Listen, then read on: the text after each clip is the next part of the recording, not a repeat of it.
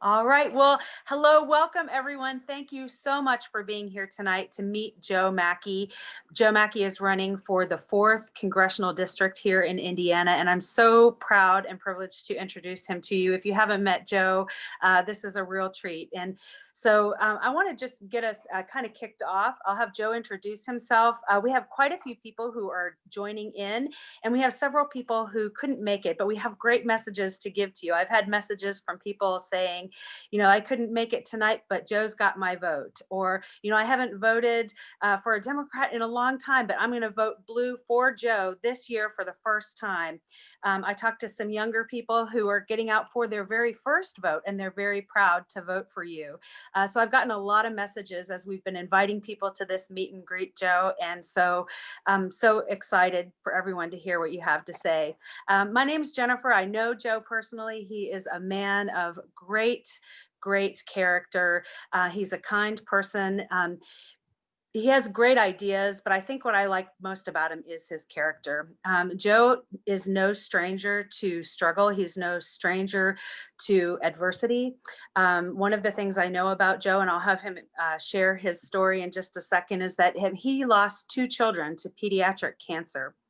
And he and his wife, rather than doing what I think most of us would do, is just to be sad and hide in that sadness. He did not do that. He stood up and decided to help other families with their struggles with pediatric cancer, and then to go on and to file to run for Congress and fight for health care for everyone in this country and in our district. So thank you so much for your character. I think it takes tremendous character to do what you're doing, but also tremendous character to step up in spite of your pain and your adversity for other people who are experiencing their own struggles. So with that, would you take a few minutes, Joe, and tell us about you and let us know who's Joe?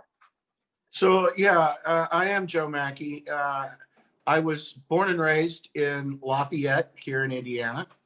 My wife, Tammy, and I had been married 33 years.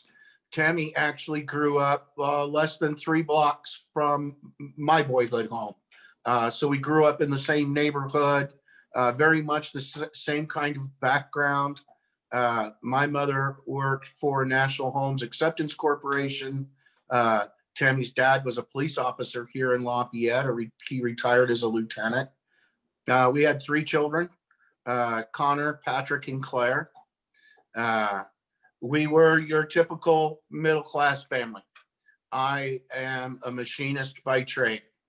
My wife has 2 degrees, one in accounting and the other in nursing from Purdue University. We're your average family. We were your average family. We were happy, our daughter Claire, in 2011, shortly before her birthday, began to complain of lower back pain, shooting down her right leg. We had her, of course, to the pediatrician. She had said she'd fallen in gym, and so the thought was that sciatica. She was suffering from sciatica. So she was given a mild pain reliever. Then a few days later, the fevers started and the pain got worse. We had her to the emergency room for extremely high fever, and it was determined, or it was thought, that she had contracted a virus on top of the sciatica. So they were treating sciatica, and then they were giving her an antibiotic for the virus. And it grew progressively worse. I got a call from our son, Patrick, who said, "Dad, Claire's very ill. You need to come here and get her." They were in school. It was finals week. We were preparing for her 15th birthday, was May the 30th. And Tammy and Claire were in the throes of remodeling her room, and Claire was transitioning from a little girl into a teenage girl. And I was dead set against the whole thing. I was dead set against it, but I wasn't invited. So I had to stand back helplessly and watch my child, my little girl, kind of transform. she was admitted to the hospital on a Friday evening. A series of tests were run. About 9 o'clock Friday night, her pediatrician came to us and said, there's something going on. We don't know what it is. And we're sending Claire to Riley Hospital for Children. And the ambulance has already been called.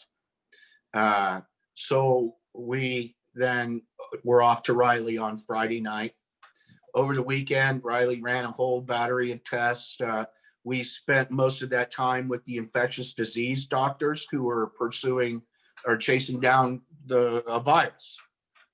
On Monday morning, June the 6th, a pediatric oncologist came to see Tammy and I, and she informed us that Claire had acute promyelocytic leukemia, APML. It is a kind of cancer that is typically found in middle-aged men. For those who are Colts fans, Coach Chuck Pagano actually suffered from acute promyelocytic leukemia. It is highly treatable in adults. It's mostly, as I said, found in middle-aged men. Middle-aged women are in the second highest demographic for this diagnosis. Children, about 2% of children are diagnosed, and they suffer, I believe, about an 80% mortality rate. So she told us that Claire had APML, but they were also battling an infection, and they could treat one or the other, but they didn't believe they could treat both. And we lost Claire 2 days later on the afternoon of June the 8th. So we chased Claire's illnesses and ailments for about 18 days.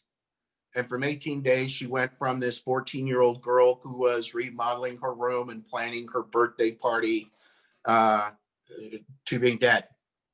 And it was like a bomb going off at our dining room table. It caught everyone by surprise. And we were floored. It took us, we of course, pursued the mental health therapy that comes with the loss of a loved one.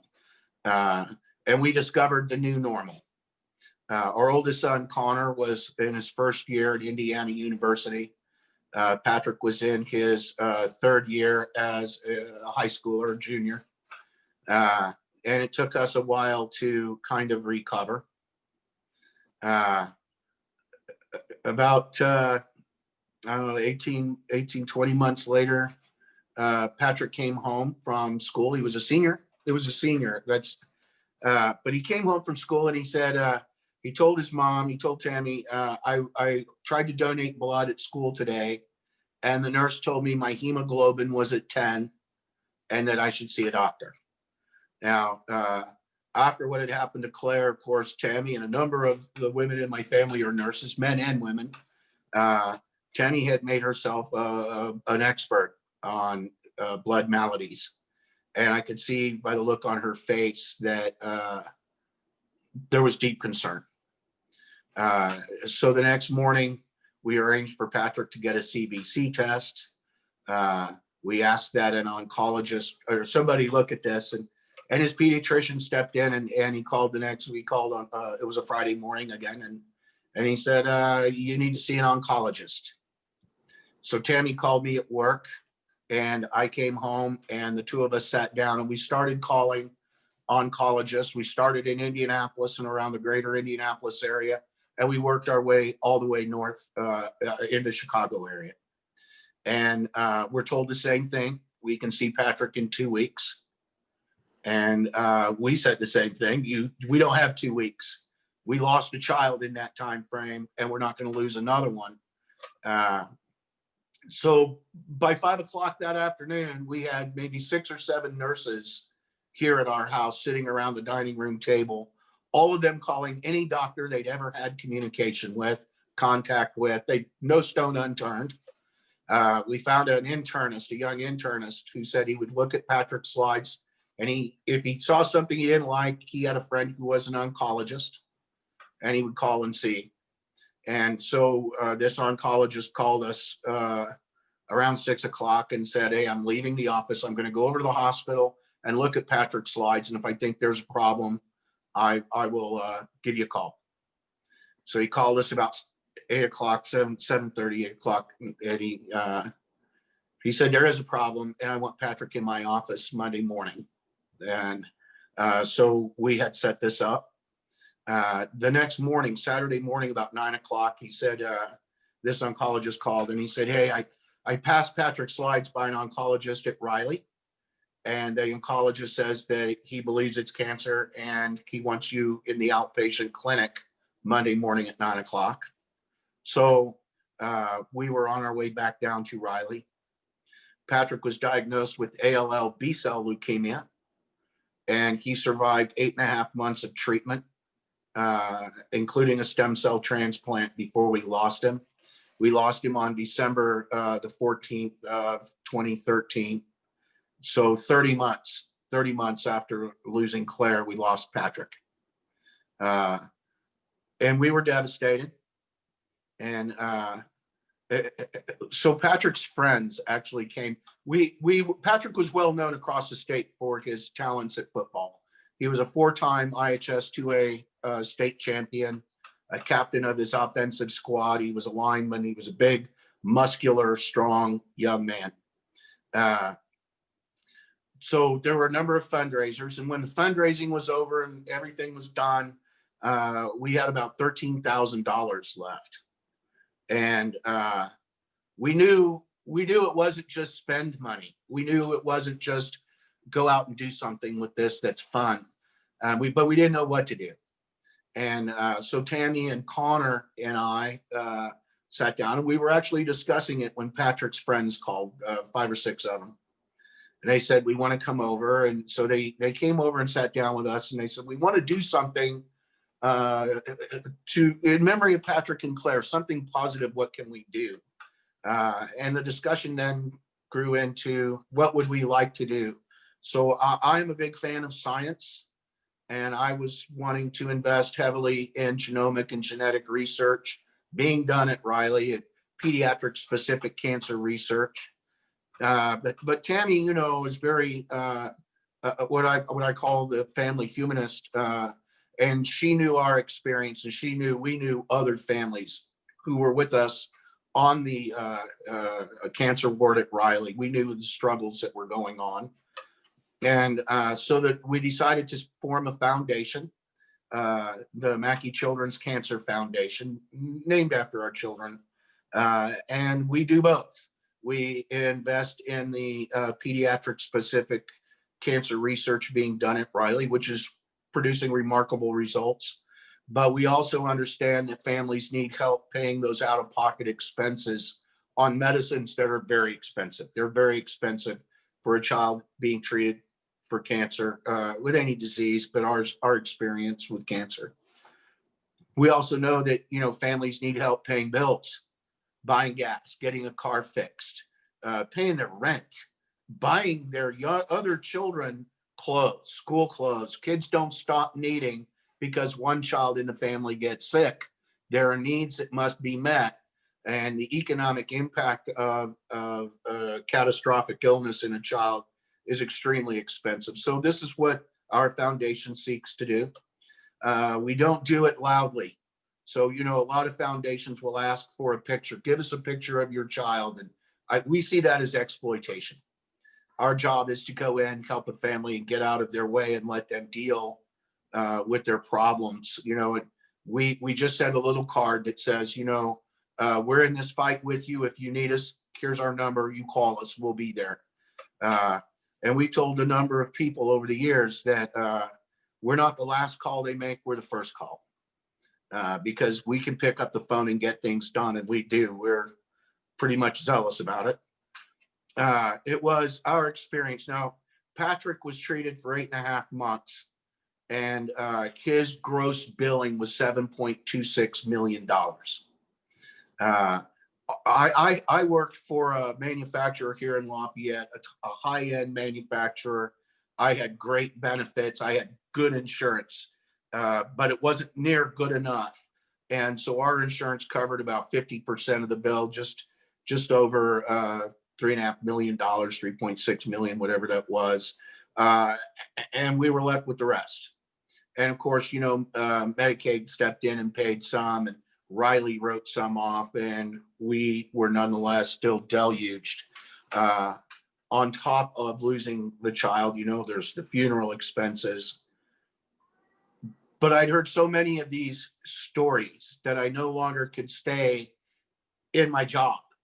It was very hard. It was very hard to be on the phone with a father who was in tears because he couldn't afford the medicines that his son needed, and then go into a normal work environment, if you will, and kind of listen to people say, this is the worst day of my life. My boss just ripped on me, or, I just scrapped this part, or it just, I couldn't find relevancy in it. And I found myself detached, if you will, emotionally detached from the workplace.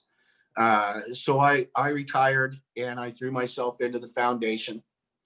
And then the whole movement of killing the ACA came. And I know a lot of children who were on HIP, on the HIP program, who were at risk.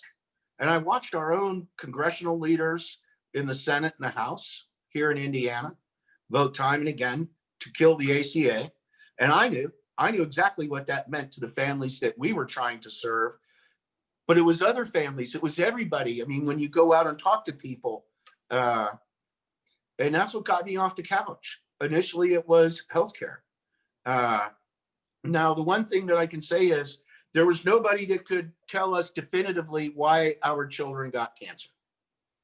And so I started looking around at other communities and what are we seeing in Indiana? And I came across Johnson County, Franklin, Indiana, home to one of the largest pediatric cancer clusters in the country. And it turns out that the water was toxic. And the TCE, tetrachloroethylene, was found in the water in these homes where these children were suddenly contracting these cancers. I discovered Martinsville down in Morgan County, where these same chemicals are in the water. And those people down there are drinking well water, especially 150 times greater than the maximum allowable dosage by the CDC for polychloroethylene, PCE. I started looking at what was going on in Porter County with the coal ash pits. And here in Indiana, we have 87 or 86 coal ash pits, all buried, of which only 13 are lined. Right. So these chemicals coming out of the coal ash pits are leaking into the aquifers and working their way into not only the municipal water supplies, but the private water supplies, the well water. So these are the issues that really got me off the couch. And I decided that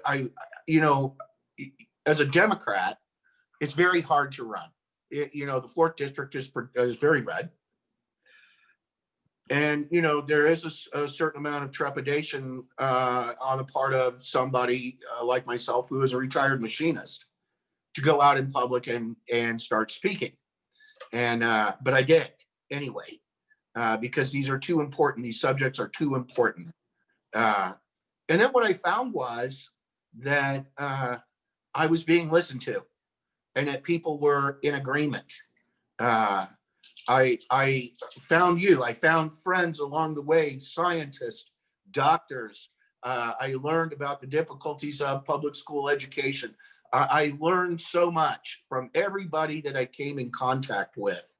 The human resource here is remarkable. And if you tap it and you listen, you learn, and then you can convey.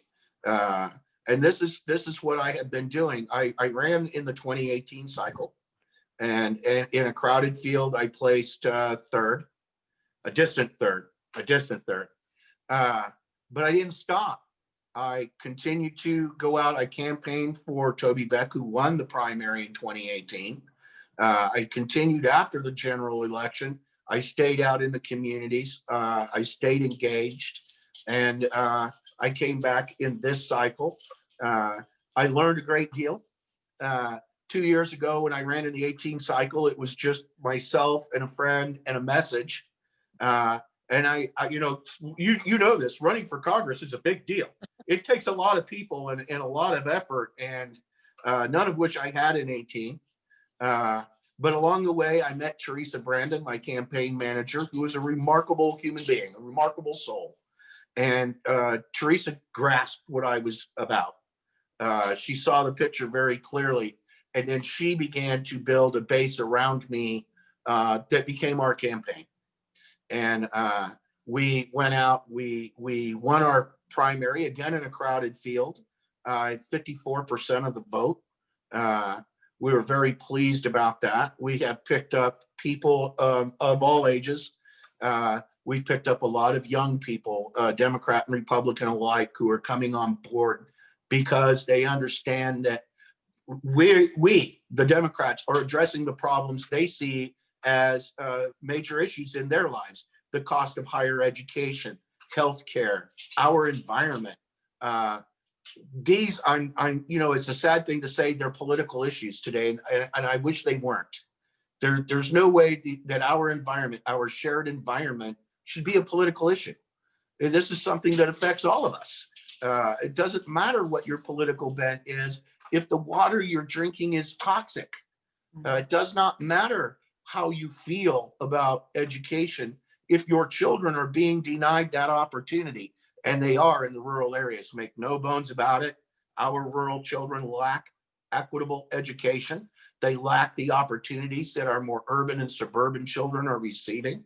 The pandemic has clearly demonstrated this. And these are issues that people want addressed.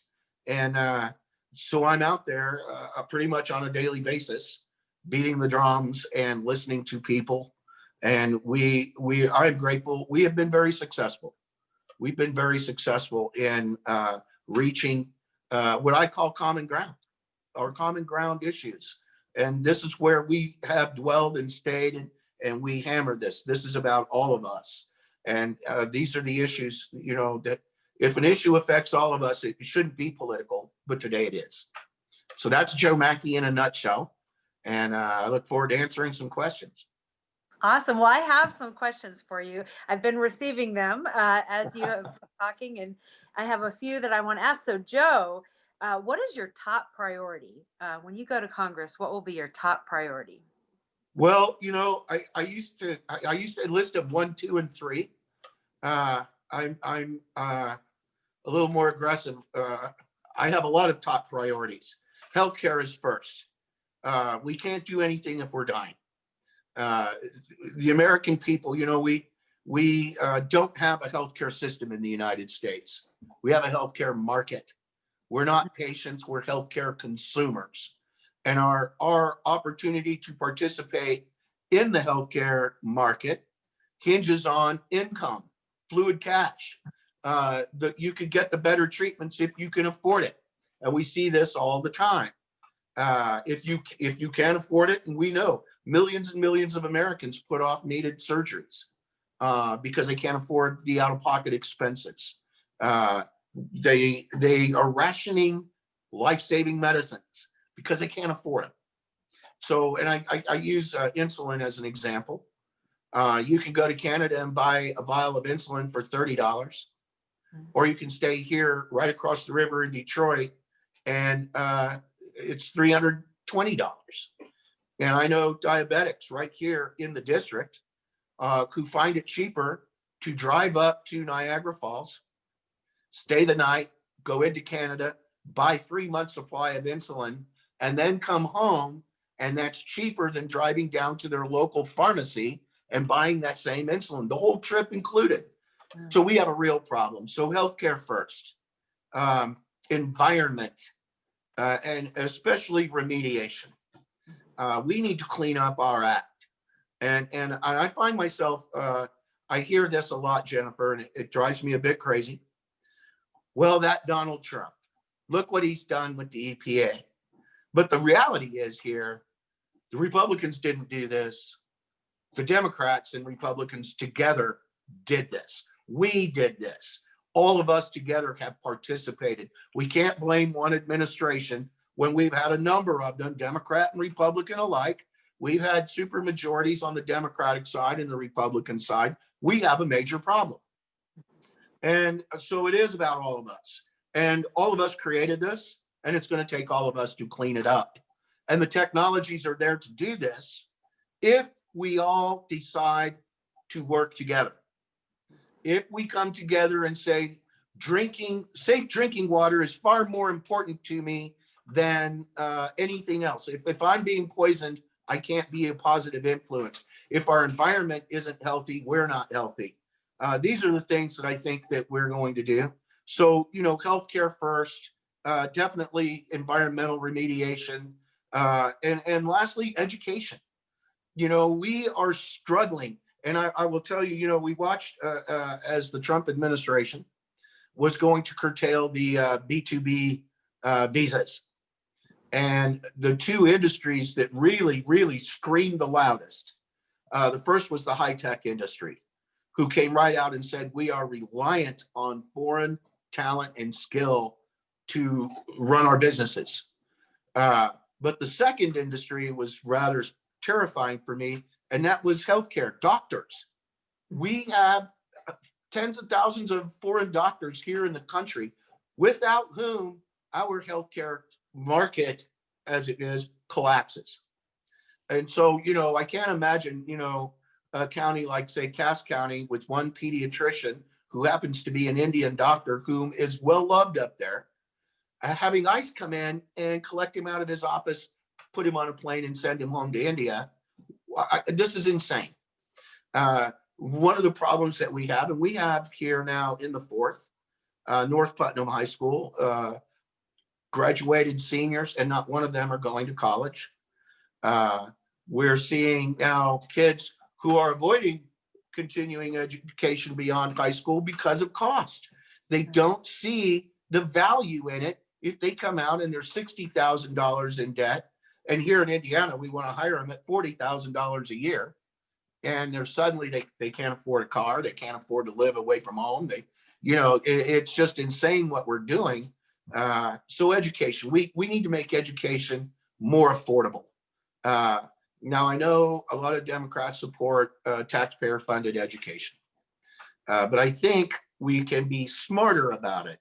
I am a Hoosier, and we are pragmatic. And I believe that everybody should have some skin in the game when it comes to their future. Now, I have been talking about tying the cost of a college loan to the prime lending rate of the Federal Reserve plus half a percentage point. And that would go to the banks for carrying the paperwork. And we can make college education very affordable. Then I think we can come back and target those fields where we have specific needs. We need engineers, we need teachers, we need more teachers.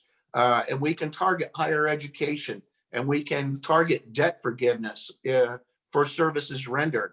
So there's programs out there that we can engage in that make access to higher education more affordable, and I think more meaningful in the long run.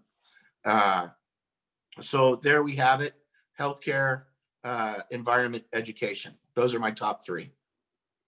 Awesome. Well, I have another question, and this is, I think, a very interesting question for you, Joe. What makes you different than your opponent? Well, I appear in public, and I put myself out there to friend and foe alike. And I don't have many foes, but I'm unafraid to meet the public. And I can tell you this: I travel this district, north, south, east, and west. And the one thing that Republicans are telling me is I've never met my congressman. I had one Republican tell me the other day the closest he got to meeting his Republican congressman was a text message from the congressional campaign of that congressman. This is as close as I've ever been to meeting him. So he's a ghost. And, I'm not going to toe a party line. I do have my differences with some of the leading voices in the Democratic Party. They're not like, friendship killing differences, but I do think that we need to do a better job.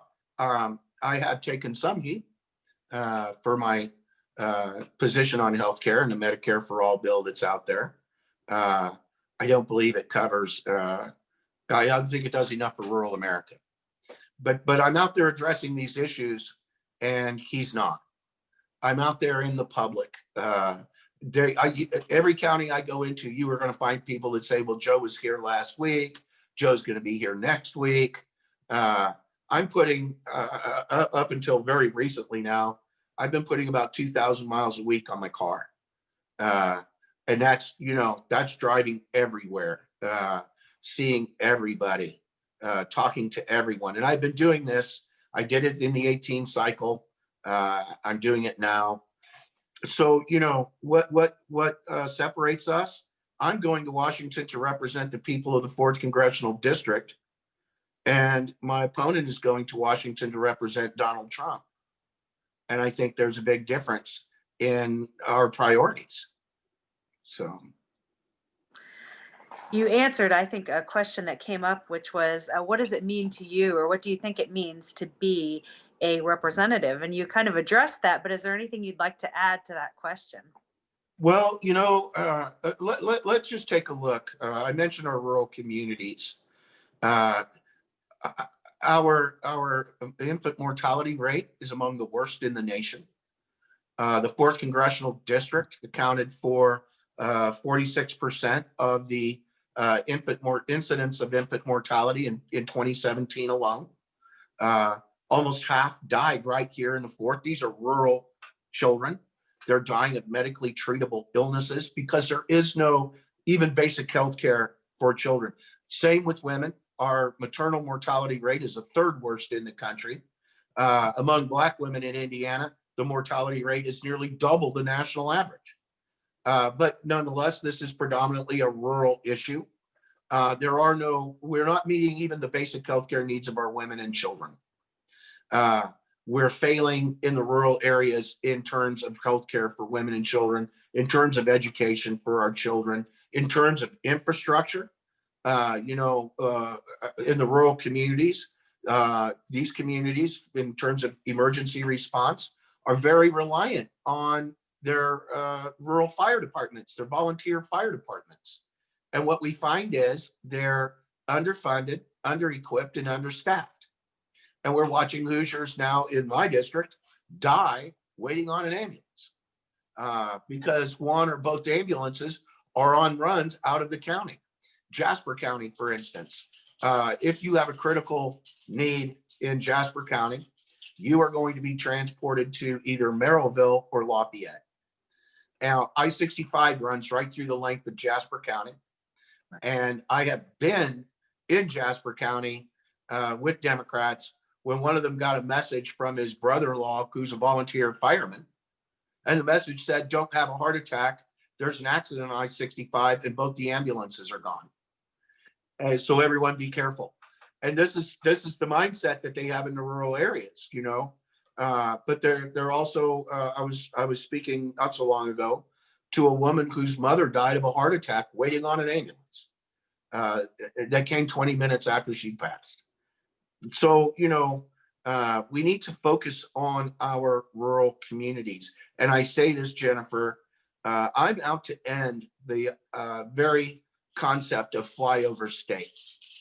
I find that to be offensive and demeaning, and we're going to end it.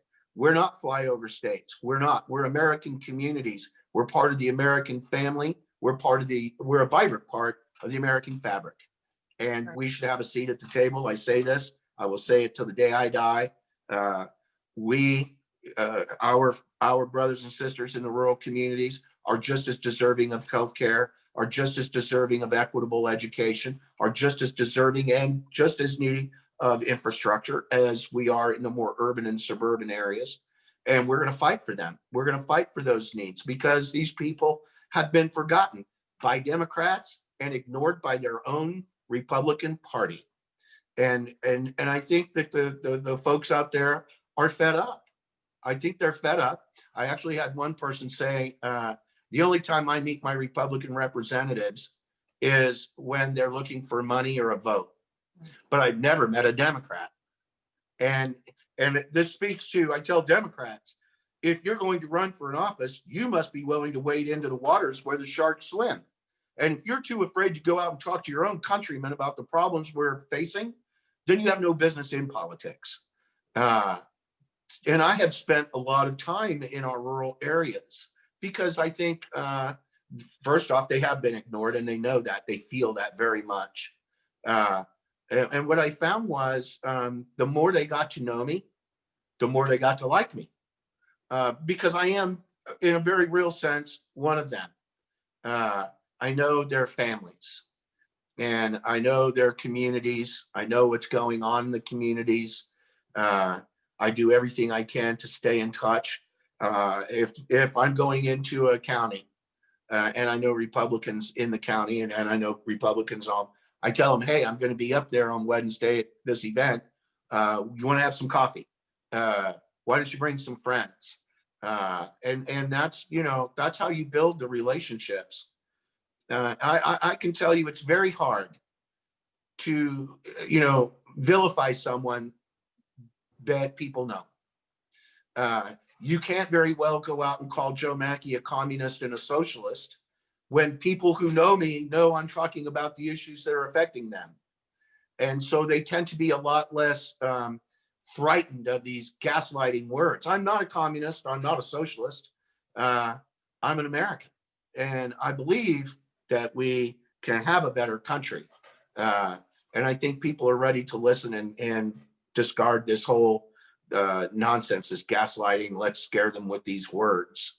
So I have two questions, and then if you don't mind, maybe I'll let you wrap up. And if there are any questions, I just want to let everyone know who has joined in. We've had several people join in, that you can put them in the chat, and I should be able to see those, and I can make sure that Joe addresses those. So welcome again. We're meeting Joe Mackey. You've talked a lot about infrastructure, and you mentioned it just a few minutes ago, and how important infrastructure is. And we are in dire need of upgrading our infrastructure. And you talk a lot about climate change and the existential threat that we face, not only as Americans, but in the world. What are some things that you will do to address our infrastructure and the existential threat of climate change?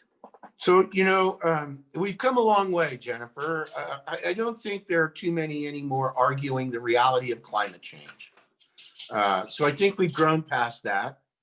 Now, there's a lot of criticism about the Green New Deal, and it's going to cost us, trillions of dollars.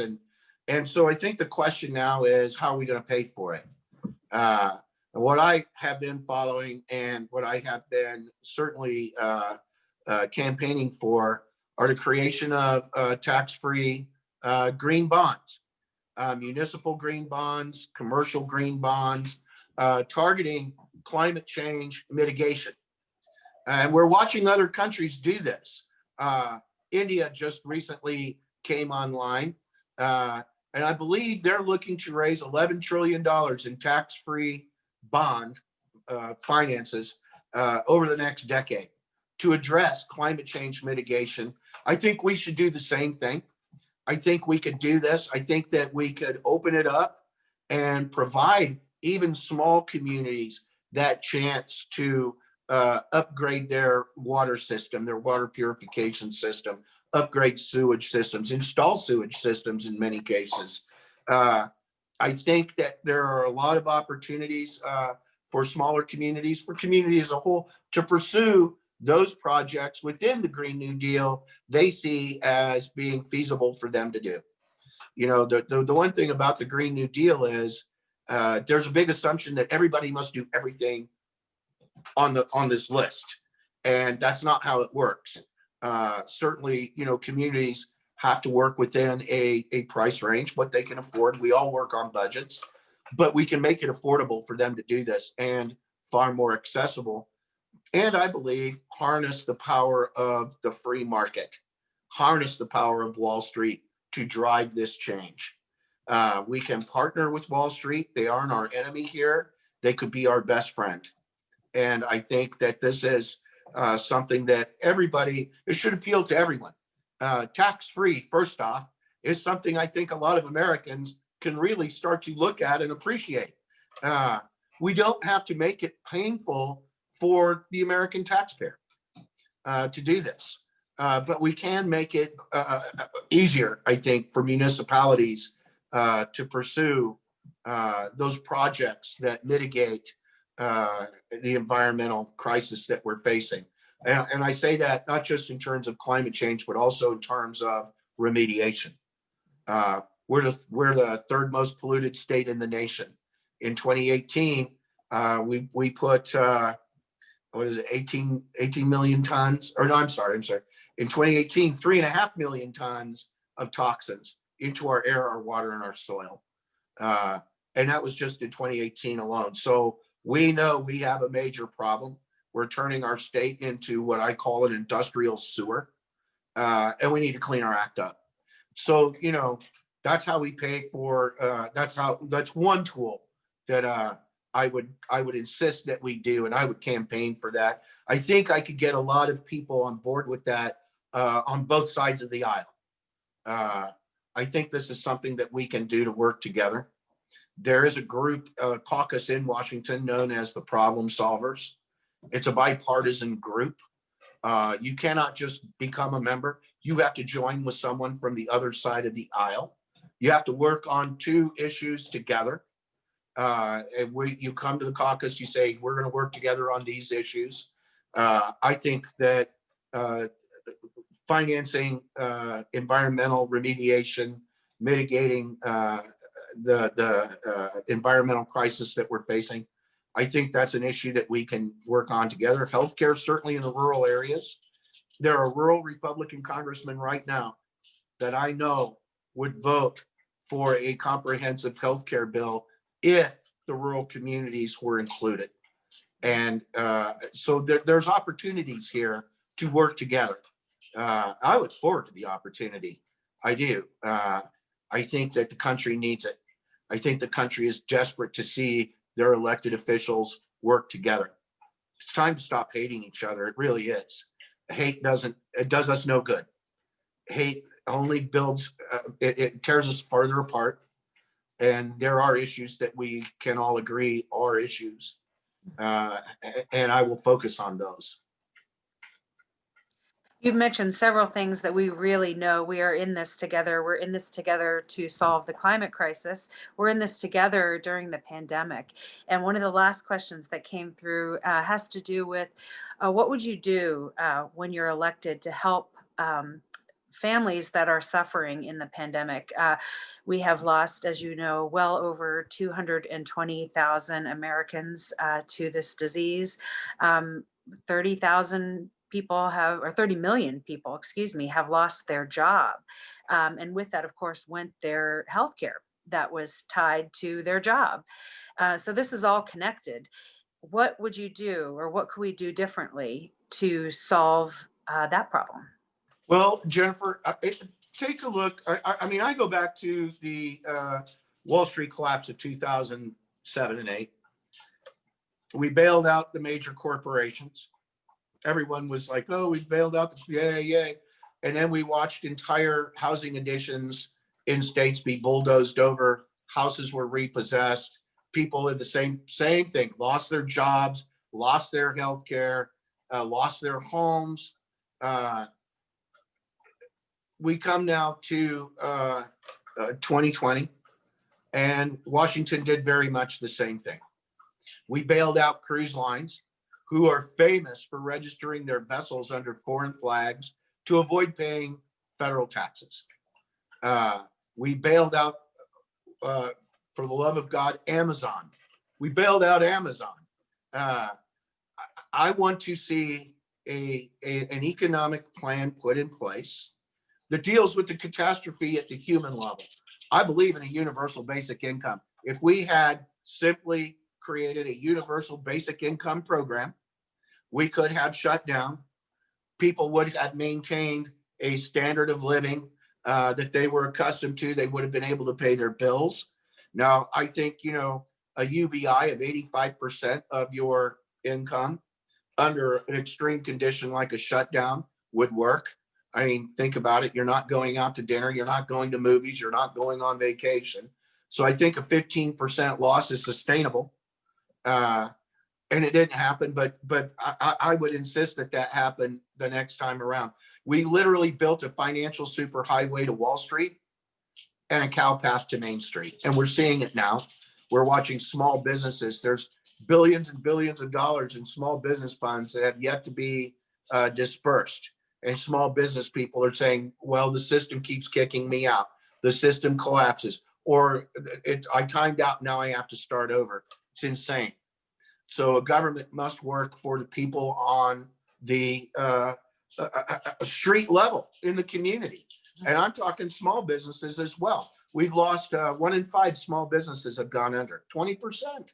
And small businesses employ half the people in America. And so, you know, when you lose 20%, that's a huge hit on working people.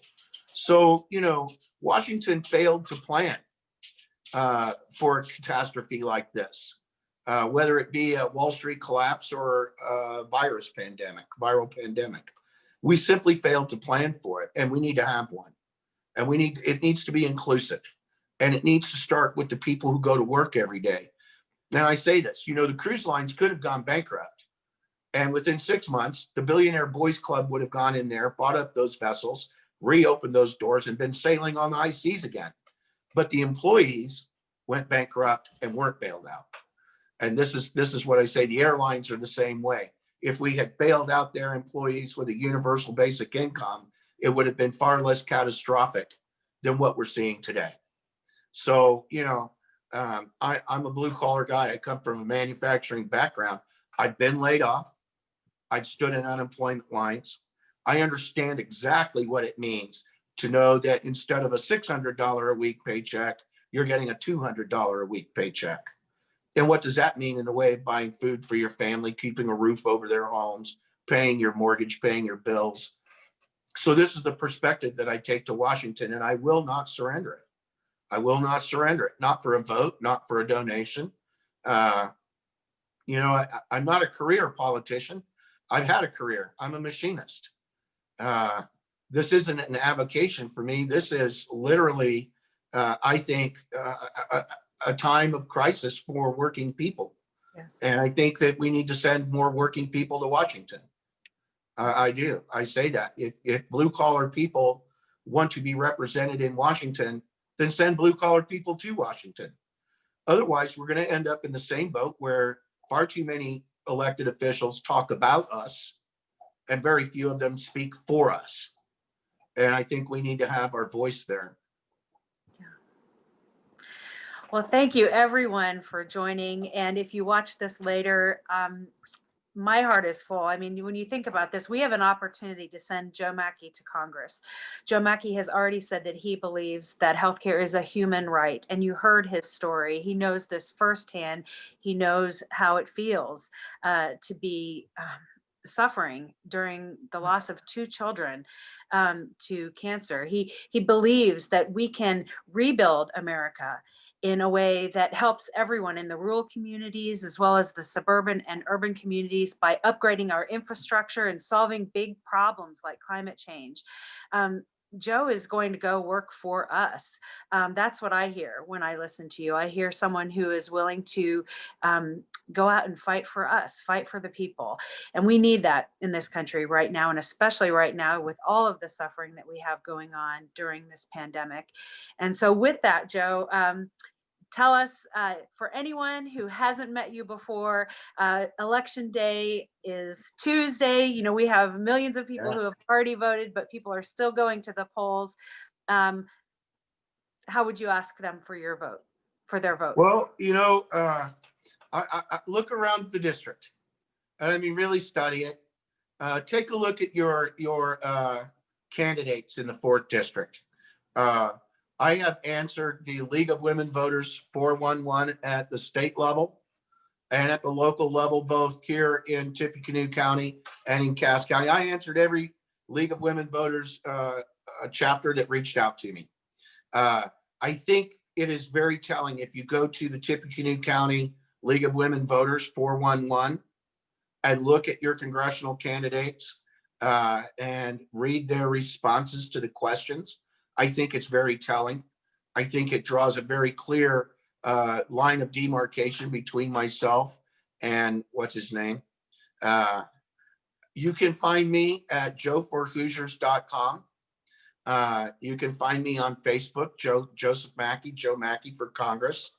If you have additional questions, you can reach out. I answer all of them very quickly, I might add. That's one thing that I can say is I'm very responsive to those who reach out to me. If you insist on a conversation, message me your phone number. I will call you and we'll have a conversation. I've done this a lot. Pretty much anyone that wants to have a personal conversation gets a phone call. I want to be your congressman because I see the needs in this district, and they are critical needs now. They're critical needs. It isn't a wish list and it isn't a want list. This is a must have these opportunities and these investments. And I'm going to see to it that we here in the 4th, that people across the state of Indiana and around the country get the right kind of investments in their future, a future that promises opportunity for our children, safety for our children, the kinds of things that we know other nations are giving their people. We're not asking for more, we're asking for it. And that's, and I'm done asking. We're going to demand it now. We're not Oliver Twist with the porridge bowl in our hands. We're American taxpayers, and we will have a government that is responsive to us, or we will replace that government with leaders who will respond. Thank you. Thank you, Joe. All right. Have a good night.